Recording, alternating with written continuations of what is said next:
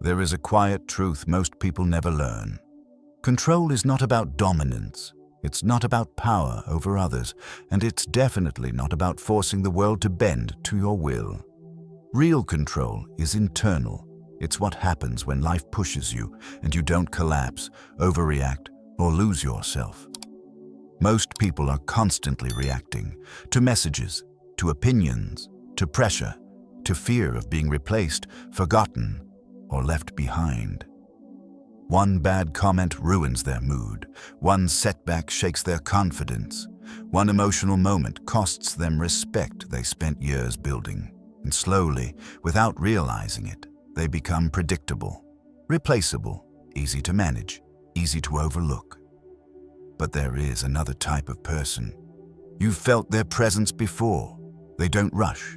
They don't explain themselves too much. They don't react just because they're triggered. When things get chaotic, they get calmer. When others panic, they think clearly. When pressure rises, they don't disappear. They stabilize the room. These people are not always the loudest. They are rarely the most dramatic. But they are always the hardest to replace. Not because they try to be special, but because they are controlled.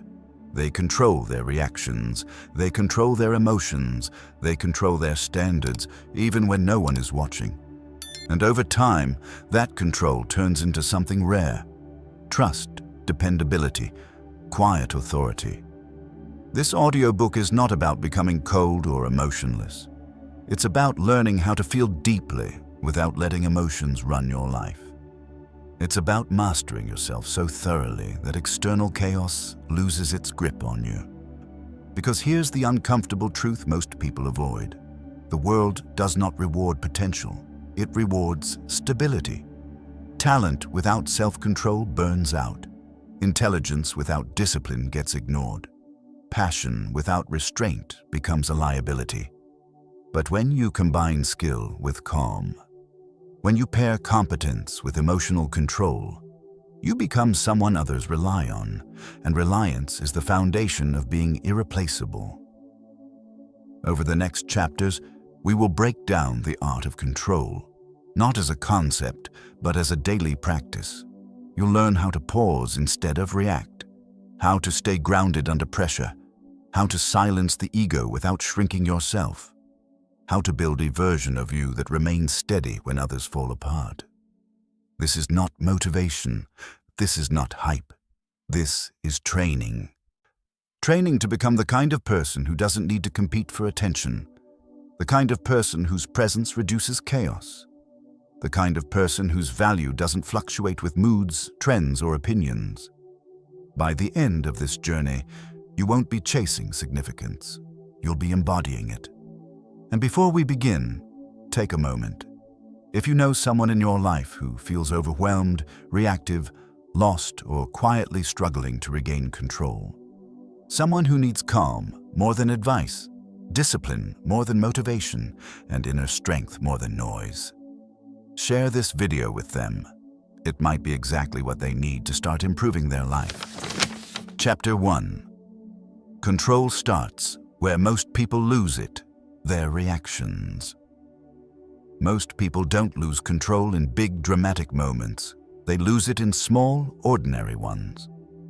A message arrives at the wrong time. A tone feels disrespectful. Someone questions their value, their effort, their place. And before they even realize it, they react. The voice tightens. The body tenses. The mind rushes to defend, explain, justify, or attack. That reaction feels natural. It feels human. But it's also where power quietly slips away. Because the moment you react without choice, you're no longer in control. Something outside of you is. Your mood is now owned by a comment. Your focus is now hijacked by a trigger. Your value is now shaped by circumstances instead of standards. This is where most people lose themselves. Not in failure, but in reactivity. And they believe control means suppressing emotion. It doesn't. Control means creating space between what you feel and what you do next. That space is small, sometimes only a few seconds. But inside that pause lives your power. Think about it. Two people face the same pressure. One explodes, shuts down, or spirals internally. The other stays grounded, composed, deliberate. Same situation, completely different outcomes. The difference isn't intelligence, it isn't strength, it isn't even experience. It's reaction control. Most people don't choose their reactions. They justify them. I was tired. They pushed my buttons. That's just how I am. But every justification is a quiet surrender. Because when your reactions are automatic, your behavior becomes predictable. And predictable people are easy to replace. Because they respond the same way every time. They crack under the same pressure. They make the same emotional mistakes. In contrast, the people who rise, who last, who become irreplaceable, are harder to read. Not because they hide, but because they choose. They feel the surge of emotion just like everyone else. The frustration, the urge to react, the pull to prove something, but they don't obey it. They pause. That pause is not weakness, it's discipline, and discipline is the foundation of control. When you pause, three things happen. First, you regain ownership of the moment. Instead of being dragged by emotion, you step back into the driver's seat. Second, you protect your reputation. People don't remember how you felt. They remember how you acted. Third, you preserve your energy. Reactive behavior drains you. Controlled behavior compounds you. Most damage in life doesn't come from bad intentions. It comes from emotional leakage. Saying something you can't take back. Responding too fast. Letting irritation leak into your tone. Letting stress bleed into your decisions. Over time, those small leaks erode trust, and trust, once cracked, is hard to rebuild. This is why reaction control matters more than talent. Talent impresses. Control reassures. Talent shines briefly. Control sustains. The people others rely on, the ones promoted, protected, kept close, are not the most emotional. They are the most regulated. They don't make situations heavier. They stabilize them, and stability is rare. So how do you begin reclaiming control where most people lose it? You start by noticing your triggers, not judging them, not suppressing them, just noticing. Pay attention to what instantly shifts your mood. Certain words, certain tones, certain types of people. These are not weaknesses. They are entry points. Every trigger is a signal showing you where your control still needs training. The goal is not to eliminate emotion. The goal is to delay reaction, even by a few seconds. When something hits you emotionally, do this. Pause your body before you answer. Relax your shoulders. Unclench your jaw. Slow your breath. Your nervous system leads your mind. If your body calms down, your thoughts follow. Then name the emotion silently.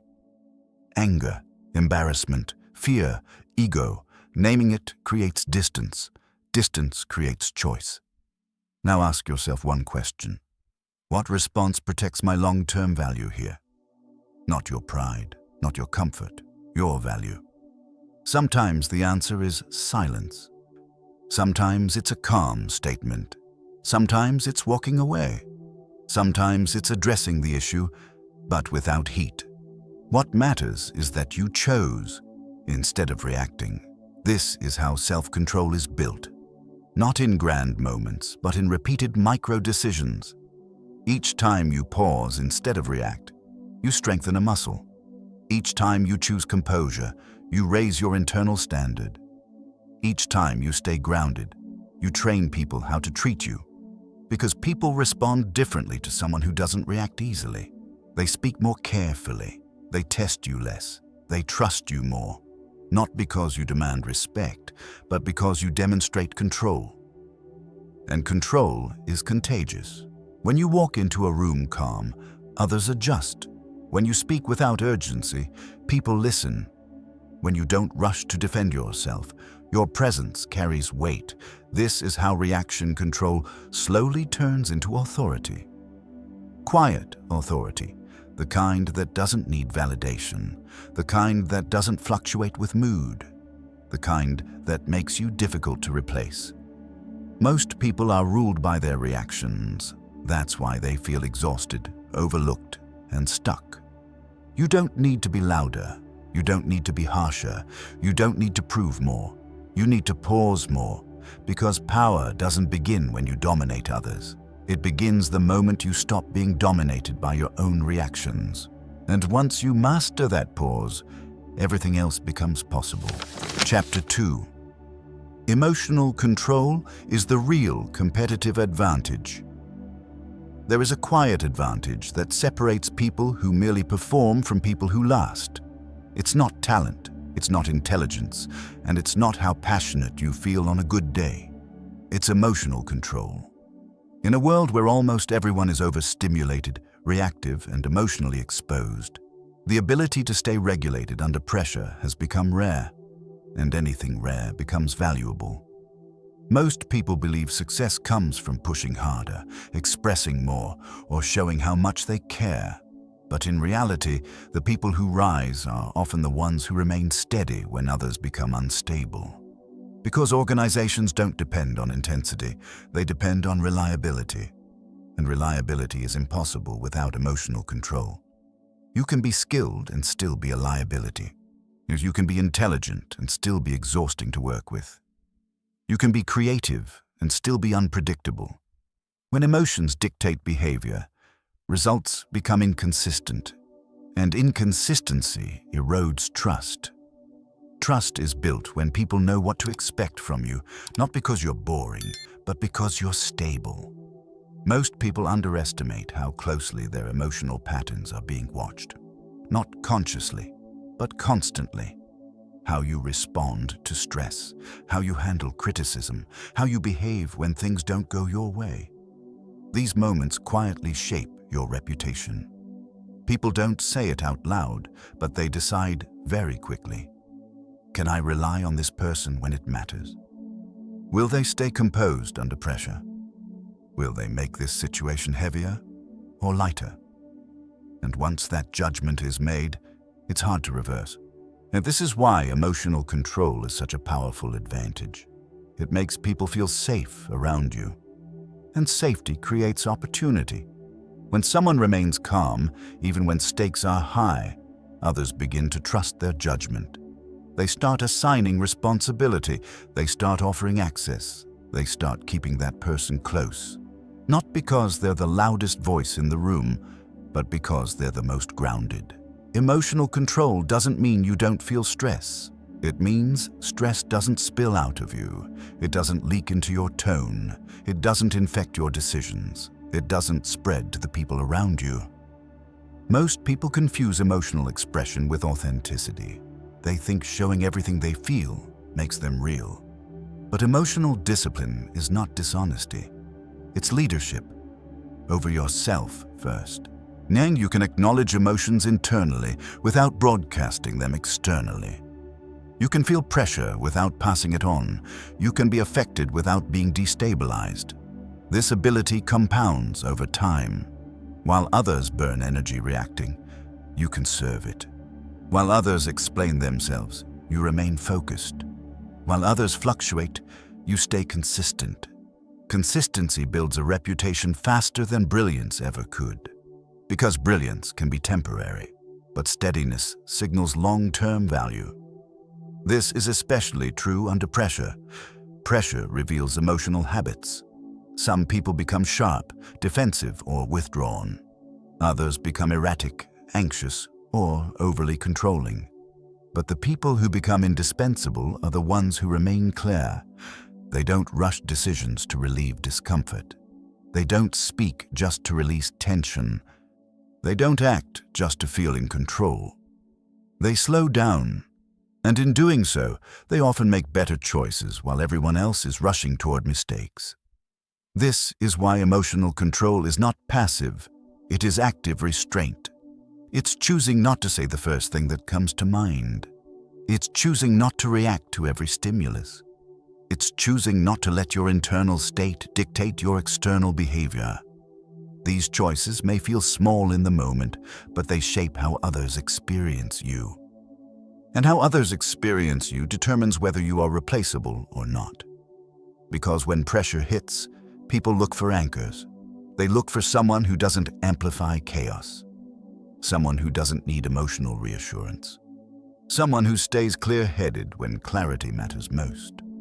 That person becomes essential, not because they demand importance, but because they naturally take up that role.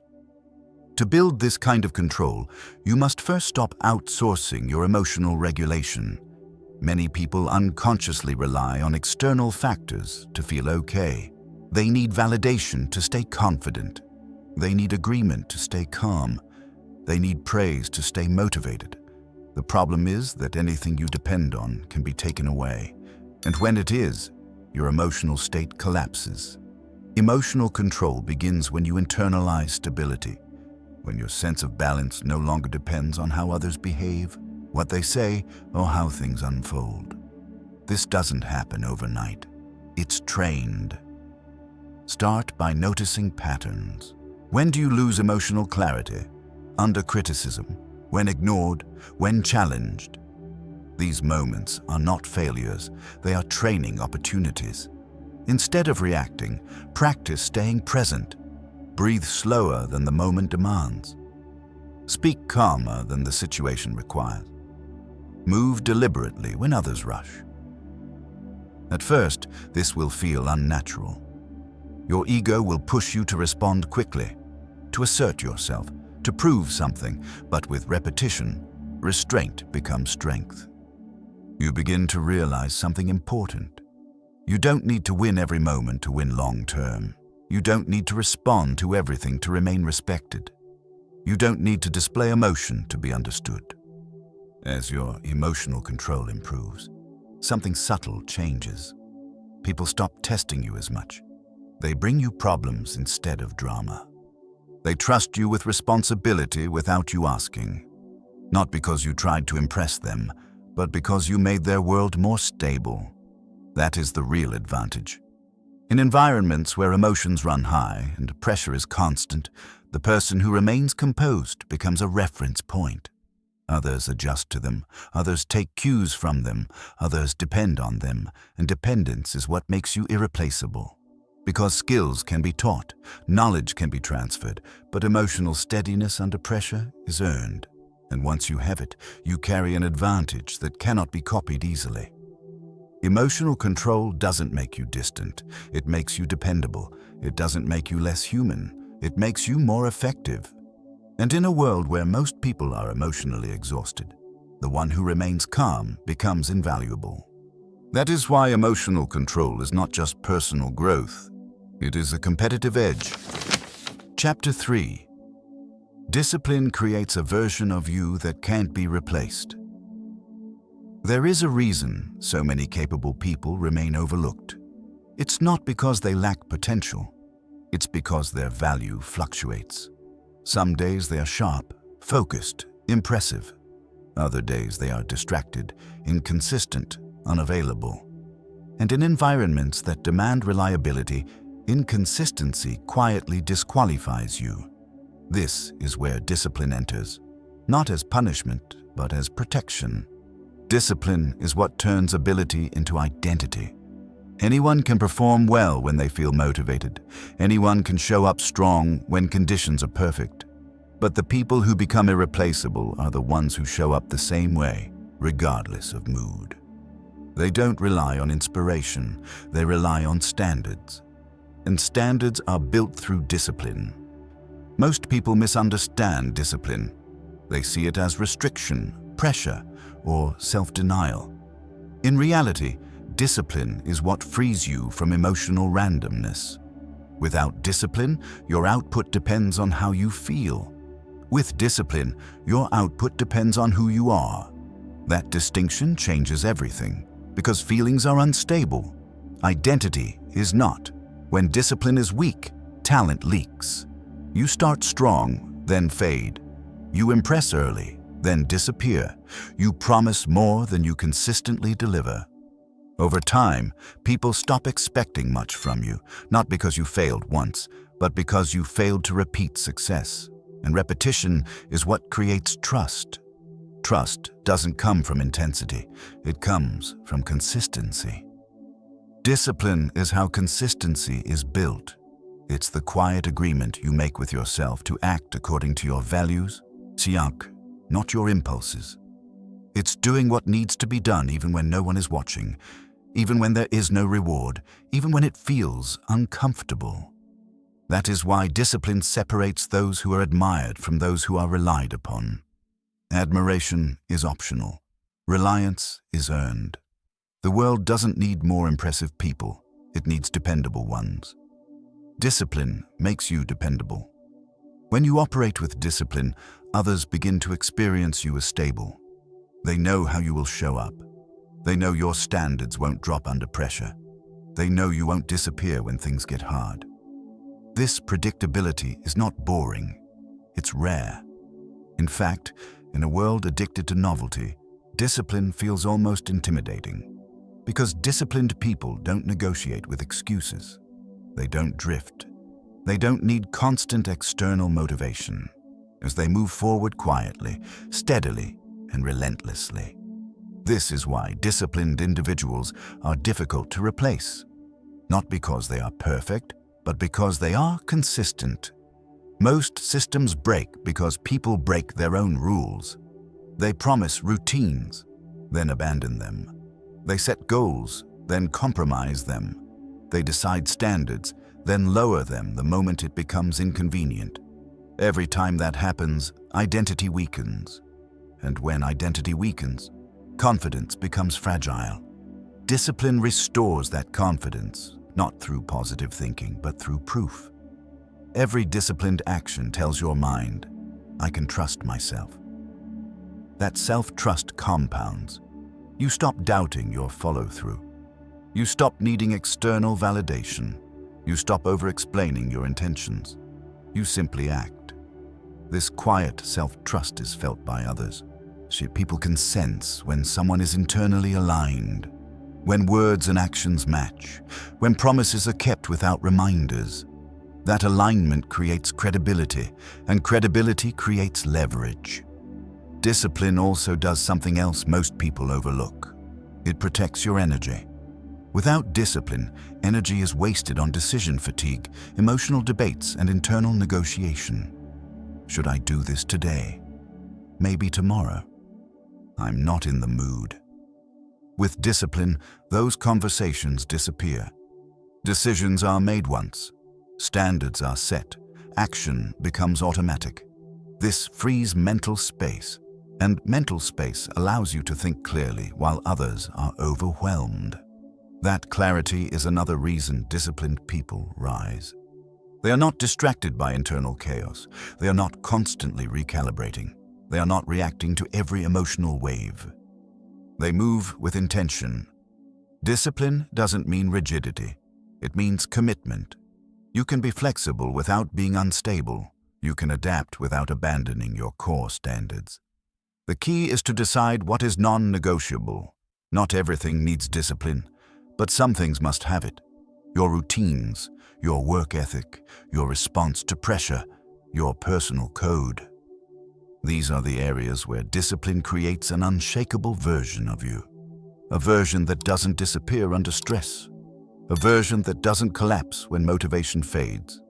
A version that can be counted on. That version becomes your baseline.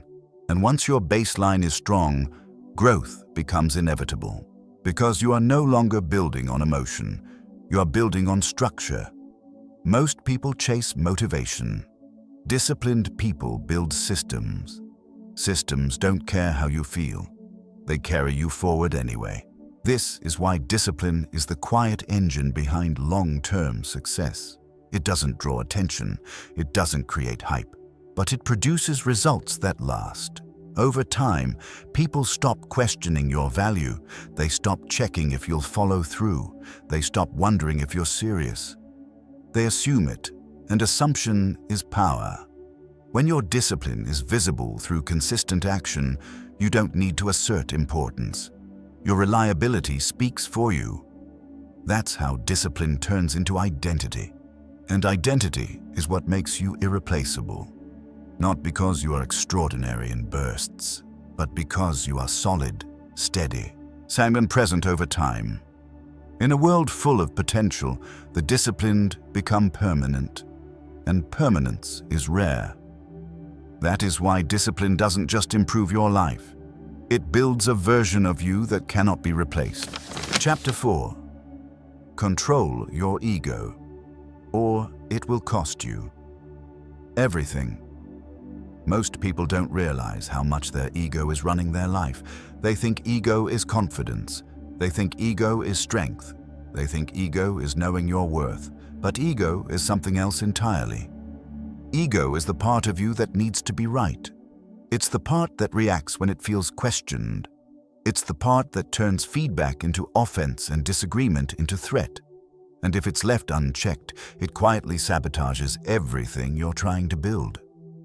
Ego is not loud all the time. Sometimes it's subtle. It shows up as the urge to explain yourself when no explanation is needed. The need to defend decisions that don't require justification. The impulse to respond immediately so you don't look weak, wrong, or uncertain. These reactions feel protective, but they are not. They expose you, because the more you react from ego, the more predictable you become. And predictability is leverage for everyone except you. Ego wants validation. Control wants results. Ego wants to win the moment. Control wants to win long-term. That's the conflict most people never resolve. They sacrifice future value for immediate emotional relief. They speak to feel better, not to move things forward. They react to protect pride, not position.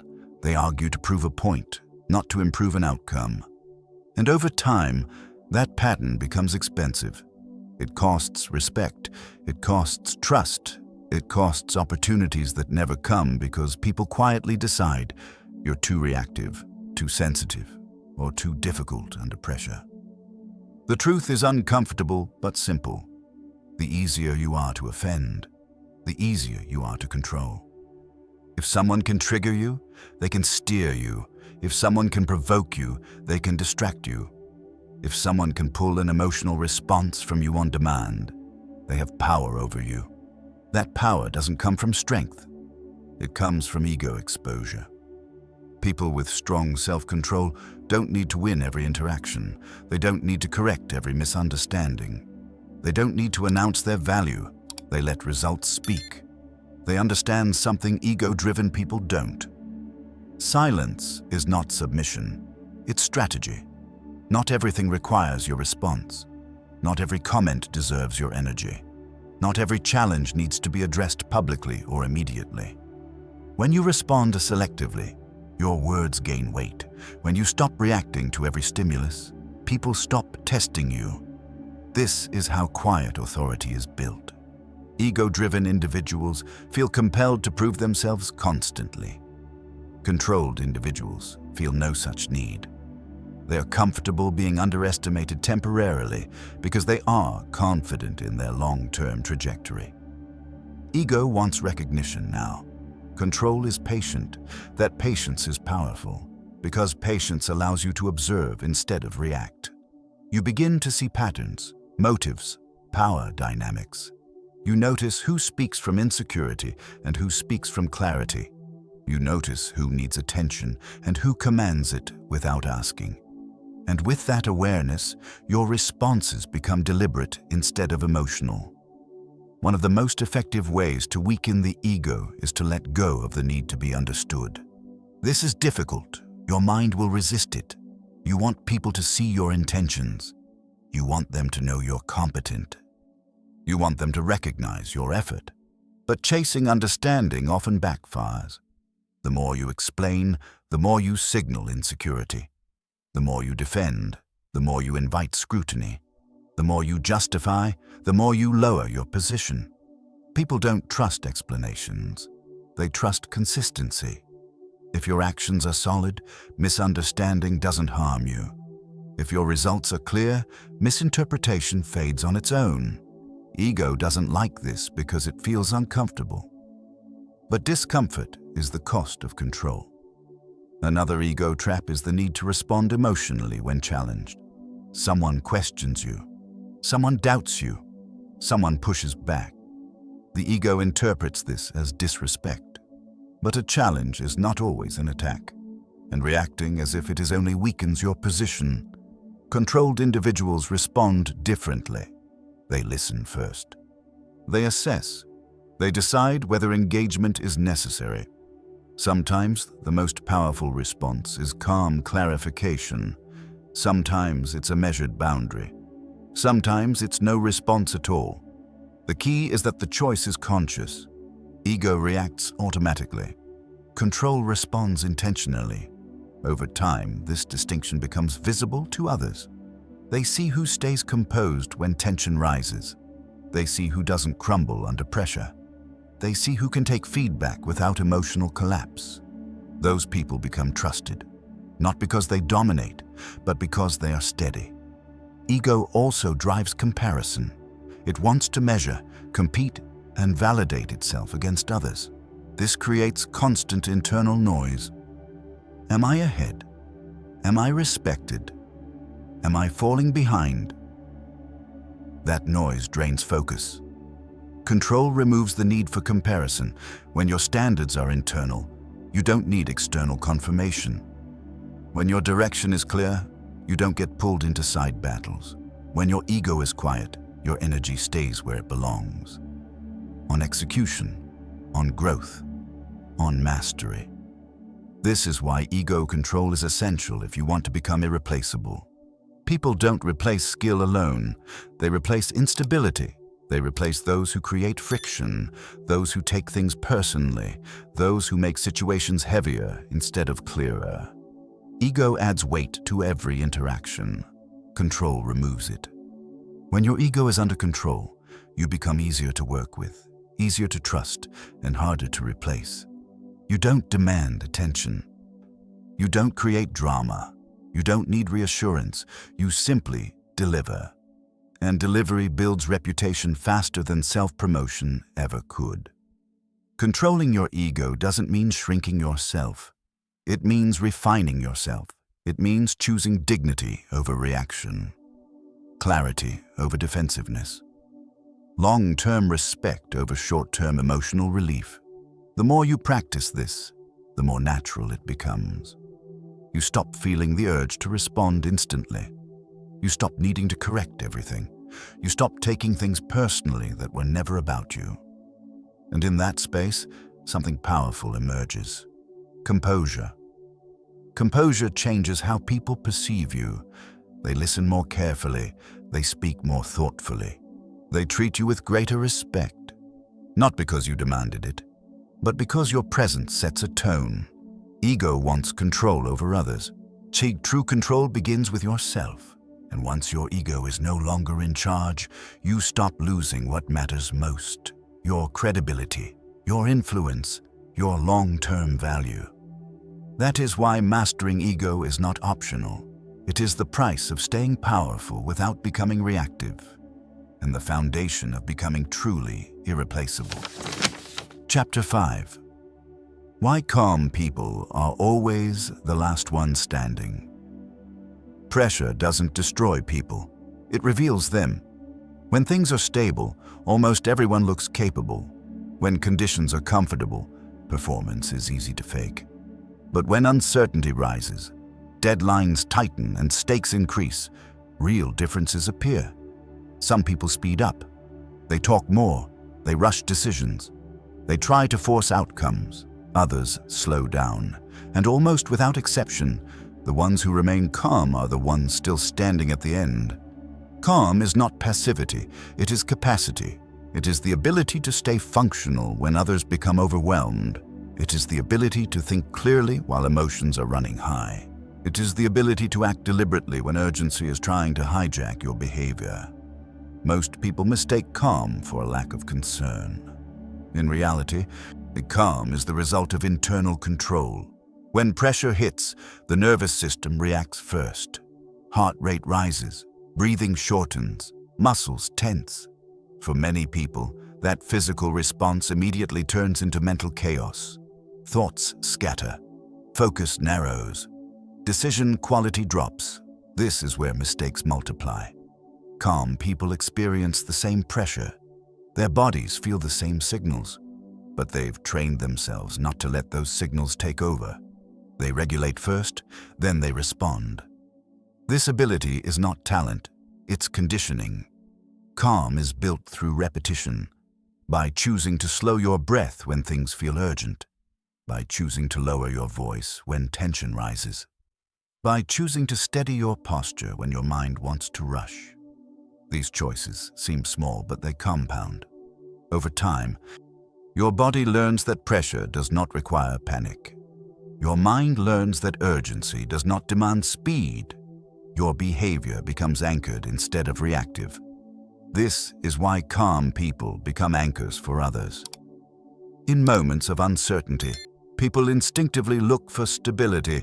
They look for someone who doesn't amplify the problem, someone who doesn't make the situation heavier. That person becomes a reference point, not because they have all the answers, but because they don't collapse under the weight of the question.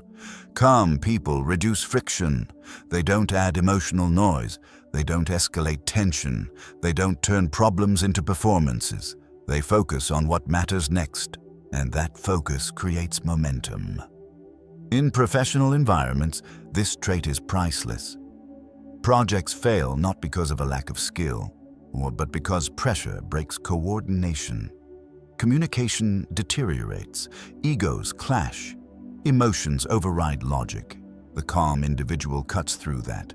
They clarify priorities, they stabilize conversations, they keep movement forward when others freeze or spin. Over time, people begin to associate their presence with relief. Things feel more manageable when they're around. Decisions feel clearer, outcomes feel more controlled. That association is powerful, because when stakes rise, people remember who kept things together. Calm also protects judgment.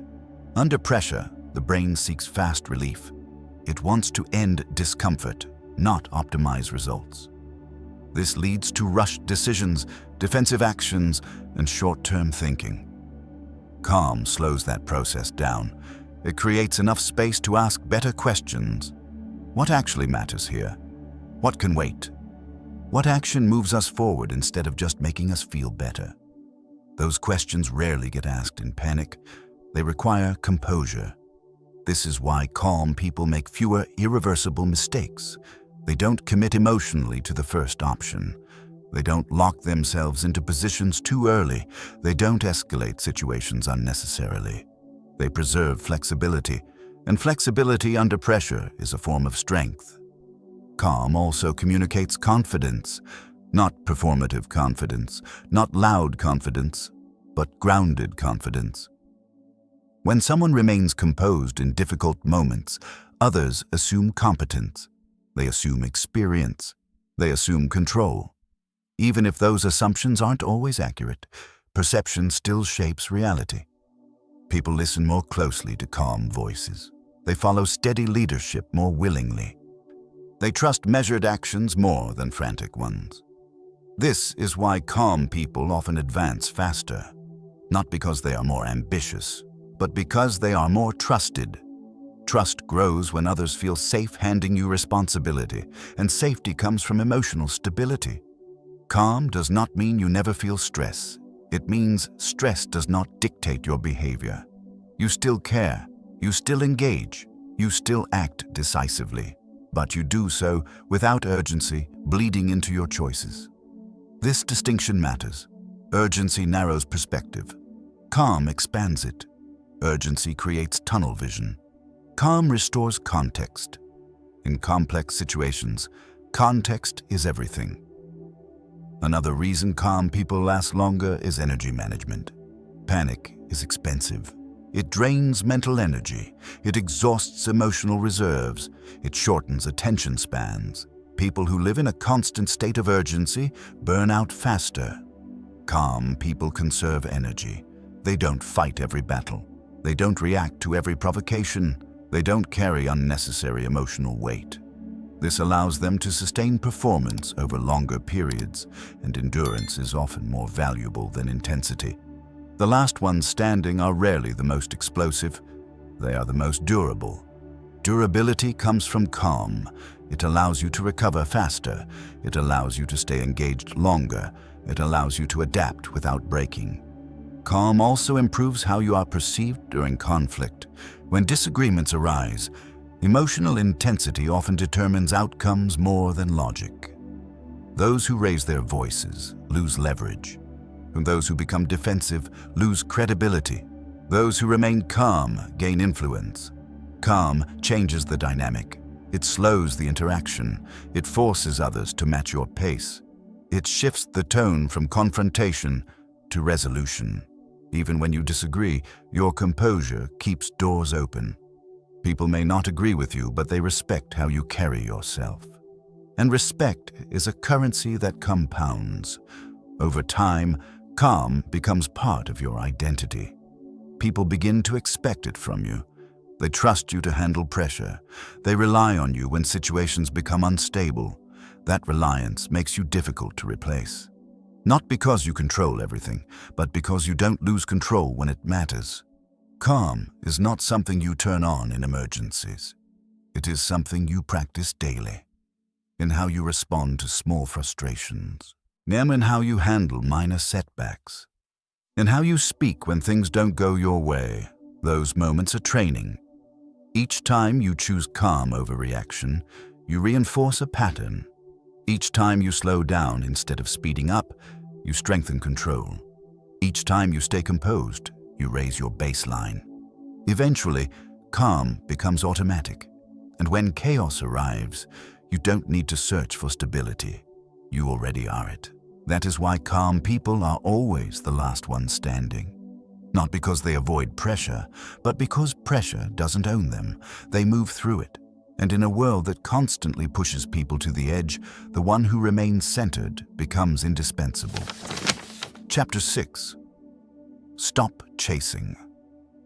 Attention. Build quiet authority. Most people are chasing attention without realizing it. They speak more than necessary. They explain themselves repeatedly. They try to be seen, heard, noticed, validated. And the harder they chase attention, the less authority they have. Because authority doesn't come from being visible everywhere. It comes from being felt. Quiet authority is different from popularity. It doesn't rely on volume, charisma, or constant presence. It comes from consistency, restraint, and substance. People with quiet authority don't need to announce their importance. They don't signal power. They don't compete for the spotlight. Their presence speaks before they do. Most people confuse attention with influence. Attention is temporary. Influence is durable. Attention is loud. Influence is subtle. When you chase attention, you train people to evaluate you emotionally. When you build authority, you train people to rely on you functionally. This distinction determines whether you are replaceable or not. Attention-seeking behavior often comes from insecurity, not ambition. The need to be acknowledged, the need to be praised, the need to prove value in real time. But the more you seek recognition, the more you signal dependence on it, and dependence weakens position. Quiet authority grows from the opposite direction. It grows when your actions consistently reduce problems, when your presence adds clarity, when your words are rare but precise. People begin to associate you with outcomes instead of noise. That association is powerful, because when decisions matter, people look for those who deliver, not those who perform. Quiet authority is built through restraint. Restraint in speech, restraint in reaction, restraint in self-promotion. This doesn't mean staying silent all the time. It means speaking with intention.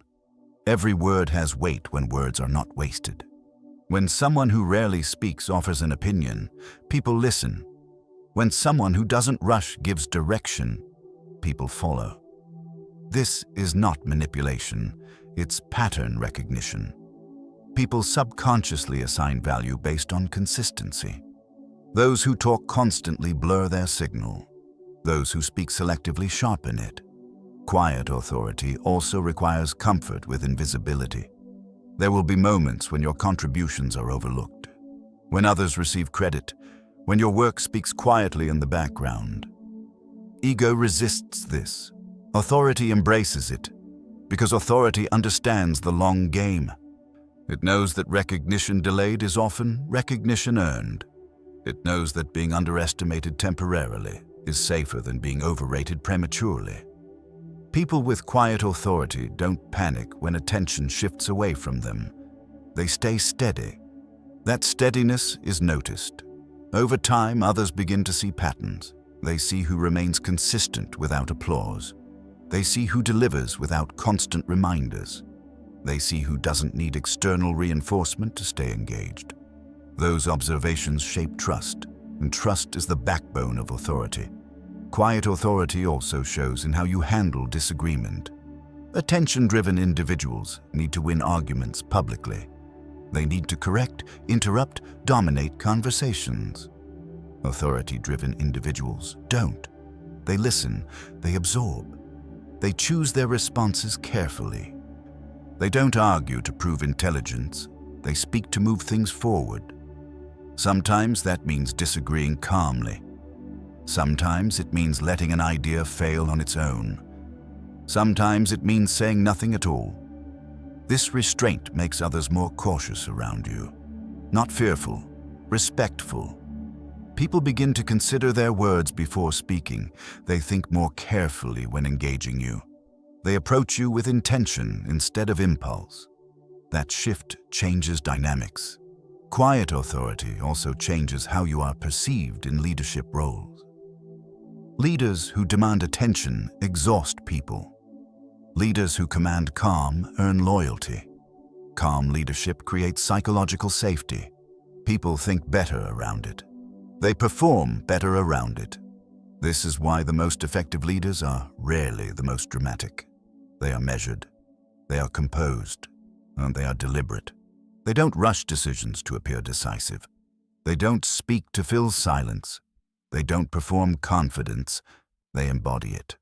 Quiet authority is also built through boundaries. People who chase attention often overextend. They say yes too often. They respond too quickly.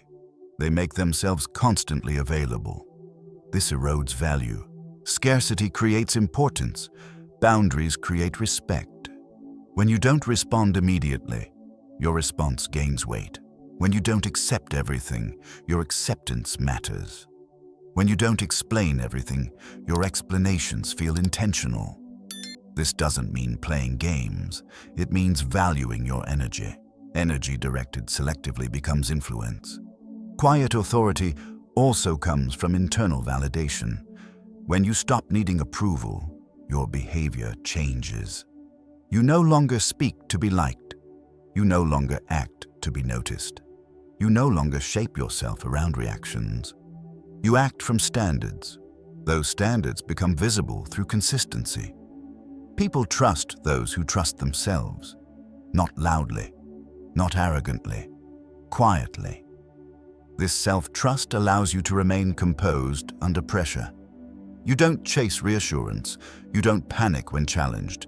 You don't collapse when ignored. You stay grounded. That grounding makes you reliable. And reliability is what people seek when things matter. Over time, quiet authority becomes part of your reputation. People describe you differently. He's steady. She's solid. They always deliver. Those descriptions are powerful. They open doors without you knocking. They create opportunities without you asking. They make you difficult to replace.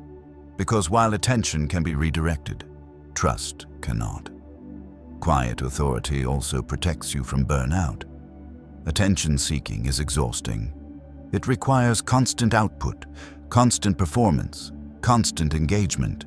Authority is sustainable. It allows you to operate at your pace, to conserve energy, to choose your moments, This longevity matters. Those who burn bright often burn out. Those who build quietly last longer. In the long run, endurance beats intensity. Quiet authority does not mean hiding. It means letting substance lead. When you stop chasing attention, attention finds you naturally, not because you demanded it, but because your presence earned it. People begin to seek your input. They ask for your perspective.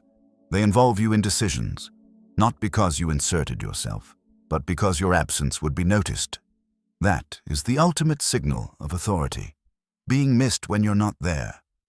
Quiet authority is not built overnight. It's built through repeated restraint, through consistent delivery, through emotional control and disciplined action. But once established, it becomes self-reinforcing. You no longer need to prove value. Your behavior already has. In a world full of noise, the one who moves calmly stands out, not by volume, but by gravity. And gravity is what pulls opportunity toward you. That is why the path to becoming irreplaceable is not louder. It is quieter. Chapter 7. Self-control turns you into the person others depend on. Dependability is one of the most underestimated forms of power. It doesn't look impressive at first glance. It doesn't create applause. It doesn't demand attention. But it quietly decides who stays relevant and who fades out. When things are easy, almost everyone seems capable. When pressure appears, true dependability becomes rare, and self-control is what creates it. People depend on those who remain steady, those who don't overreact, those who don't disappear when things become uncomfortable. Self-control is what allows you to show up consistently, regardless of mood, stress, or circumstance. Without it, reliability collapses. You may intend to follow through, but emotion interferes. You may plan to stay composed, but pressure takes over. You may want to be supportive, but irritation leaks out. Over time, these small failures add up. People stop leaning on you, not out of malice, but out of experience. They learn that you are unpredictable. Dependability, once lost, is difficult to regain. This is why self-control matters more than talent in long-term relationships and environments. Talent attracts attention. Self-control earns trust. Trust is built when others feel safe relying on you. Safe emotionally, safe mentally, safe practically. They know you won't escalate tension. They know you won't complicate problems. They know you won't create chaos when clarity is needed. This kind of trust is rare, and rarity creates value. People with strong self-control don't need to assert reliability. They demonstrate it through behavior. They keep their word, even when it's inconvenient. So they remain calm, even when others panic. They respond thoughtfully, even when emotions run high. These behaviors create a pattern, and patterns create reputation. Over time, others begin to associate your presence with stability. When something needs to be handled carefully, they think of you. When a situation is sensitive, they involve you. When something cannot fall apart, they rely on you. Not because you asked, but because you proved yourself. Self-control also determines how much responsibility you are given. Responsibility is rarely assigned based on ambition alone. It's assigned based on perceived risk. People ask themselves, will this person stay composed? Will they act responsibly under pressure? Will they manage complexity without losing control? Those questions are answered long before opportunities arise, and they are answered in small moments. How you handle disagreement, how you respond to frustration, how you manage stress. Self-control in these moments builds a quiet resume. Others may not comment on it, but they notice. And when opportunity appears, they choose the person who feels safest. That person becomes indispensable. Self-control also allows you to support others without being drained by them. Many people avoid responsibility because they are overwhelmed by other people's emotions. They absorb stress, They internalize chaos. They lose focus. This makes them unreliable. People with self-control create boundaries internally. They can be present without being consumed. They can listen without carrying everything. They can engage without losing balance. This makes them strong under pressure. Others feel it. They don't feel judged. They don't feel rushed. They don't feel dismissed. They feel supported. Support builds loyalty, and loyalty reinforces dependability. Self-control also stabilizes decision-making. When emotions are unregulated, decisions become reactive. They are made to reduce discomfort, not to create progress. This leads to inconsistency. Self-controlled individuals make decisions from principles, not impulses. They consider consequences. They think long-term. They act deliberately. This consistency builds confidence, not just in themselves, but in others. People trust those whose decisions don't swing wildly with mood. This trust deepens relationships. In teams, families, and organizations, dependability becomes the backbone of success. Plans work because people follow through. Momentum builds because actions are consistent. Progress happens because chaos is managed. The person with self-control becomes a stabilizing force. They don't need to control others. They control themselves. And that self-control creates influence. Influence rooted in trust is powerful. It doesn't require persuasion. It doesn't require authority.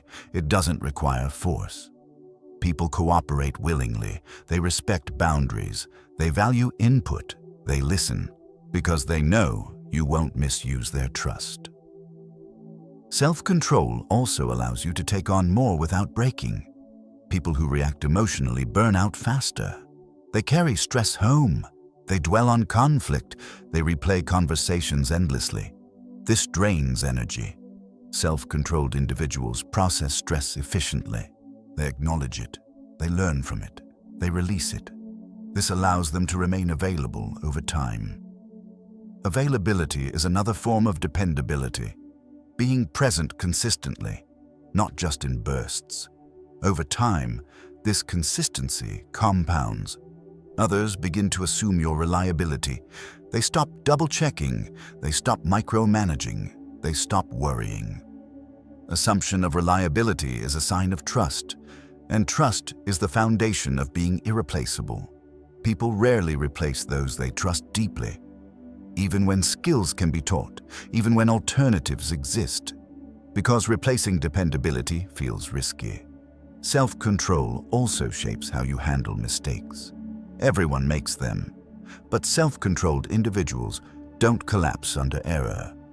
They take responsibility calmly. They correct without defensiveness. They move forward without emotional drama. This response preserves trust. People know mistakes won't spiral. That knowledge is reassuring, and reassurance creates confidence in your leadership, whether formal or informal. Over time, your self-control becomes a signal that you are safe to rely on, safe to involve, safe to trust with what matters. This signal cannot be faked. It is built through repeated behavior, through calm responses, through consistent follow-through, through emotional discipline. That is how self-control turns into dependability, and dependability turns into irreplaceable value. Not because you demanded importance, but because you became necessary. In a world full of talent and noise, the person others depend on quietly rises. Because when everything is uncertain, the one who remains steady becomes essential. And that steadiness is built moment by moment through self-control. Chapter 8.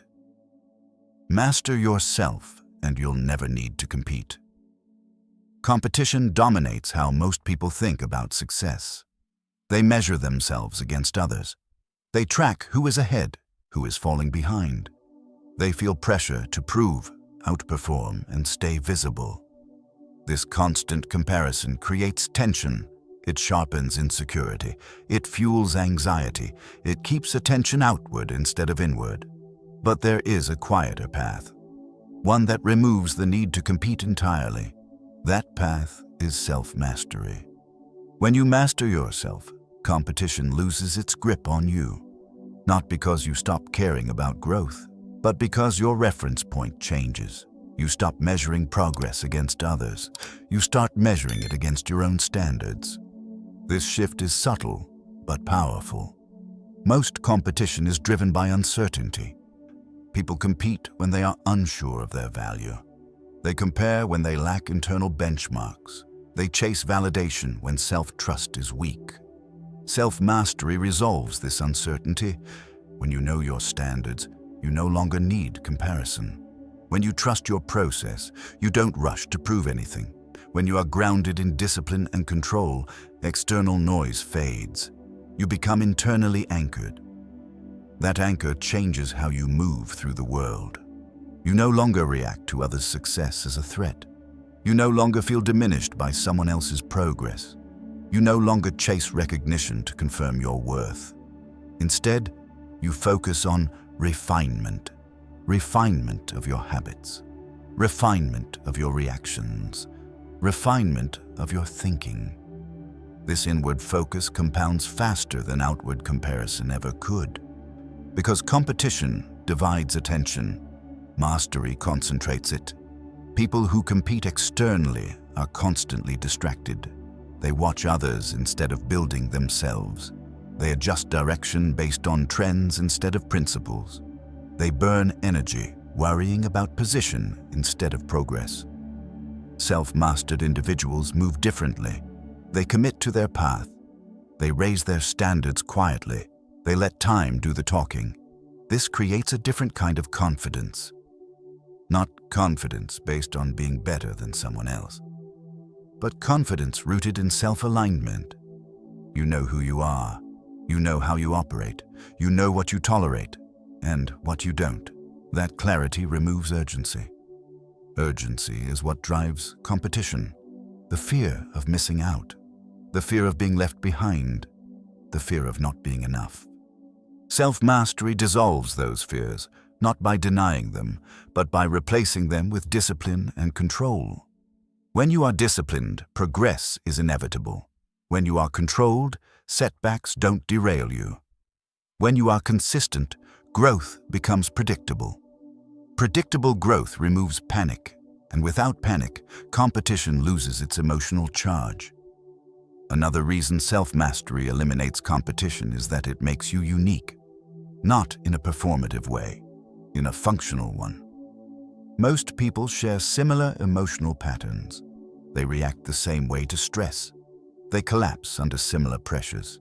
They repeat the same mistakes. When you master your reactions, your discipline, your ego, and your emotional control, you step outside that pattern. You operate differently. That difference is not cosmetic, it's structural. And structural differences are hard to replicate. Others can copy skills, they can mimic strategies, they can imitate surface behavior, but they cannot easily copy internal control. This is why self-mastery makes you irreplaceable. You are no longer competing on features. You are competing on stability. And stability is rare. Self-mastery also changes how others perceive you. When you are not competing, people stop positioning against you. They don't feel threatened. They don't feel challenged. They don't feel the need to outdo you. Instead, they collaborate. They consult. They rely. This shift opens doors that competition closes. People trust those who are not driven by insecurity. They respect those who are not desperate to win. They follow those who are calm in their confidence. That calm confidence comes from mastery. So self-mastery also protects you from burnout. Competition demands constant comparison. Constant comparison drains energy. You're always scanning, always evaluating, always adjusting. Self-mastery simplifies. You know what you need to do today. You know what standards you're maintaining. You know what matters and what doesn't. This simplicity preserves focus. Focus fuels momentum. Momentum compounds quietly. Over time, you look back and realize something important. You didn't outrun others. You outlasted them. While others chased external wins, you built internal strength. While others fluctuated, you stayed consistent. While others burned bright and faded, you moved steadily forward. This is how mastery wins without competing.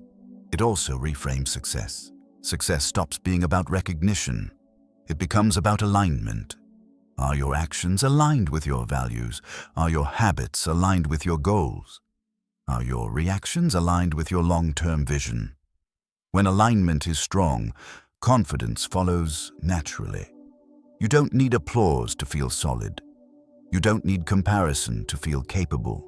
You don't need to rush to feel relevant. You simply continue. Self-mastery also allows you to handle success gracefully. When others succeed, you don't feel threatened. You feel informed. You observe. You learn. You refine. This keeps your ego quiet and your growth steady. Competition often distorts perception. It makes others' success feel personal. Mastery removes that distortion. It allows you to see clearly. And clarity is power. Eventually, something unexpected happens. People stop seeing you as a competitor. They see you as a constant. Someone who is always there, always steady, always improving.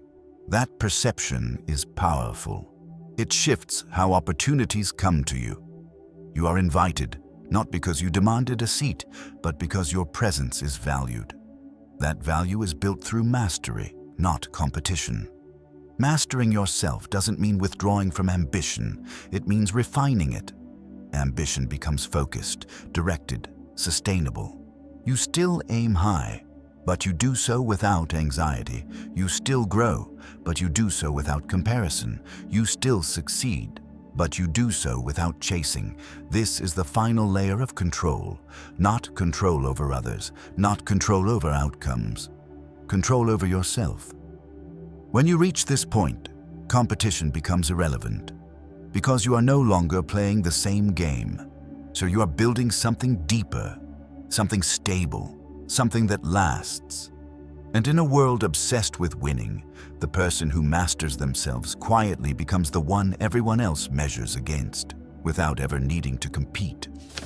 Control is the quiet advantage that changes everything.